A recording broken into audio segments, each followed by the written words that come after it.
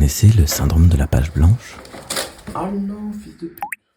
C'est cette paralysie face à l'infini des possibles que cette page pourra devenir. Moi aujourd'hui, je suis paralysé face à mon contenu. Je parle pas de mon métier, ça c'est de la publicité, j'adore mon métier. Je vous parle des contenus que vous et moi, on partage sur nos réseaux. Depuis le jour où j'ai eu accès à une connexion internet, j'ai toujours été sur des plateformes de réseaux sociaux et je crée du contenu.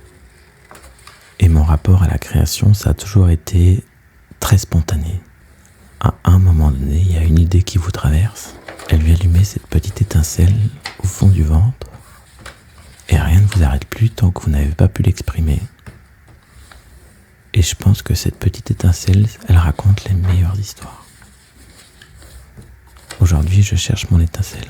Je sais pas où elle est. Well. Je lui donne du temps. On dit que quand on sait pas où on va, c'est intéressant de regarder d'où on vient. Quand j'étais petit, j'ai fait des pieds et des mains pour que mes parents m'achètent des fiches d'origami.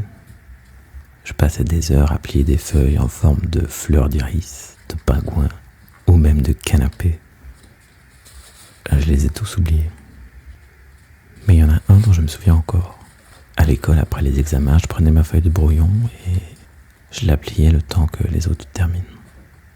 Je trouvais ça fascinant que cette feuille si plate, si légère, puisse se transformer en un objet 3D tangible.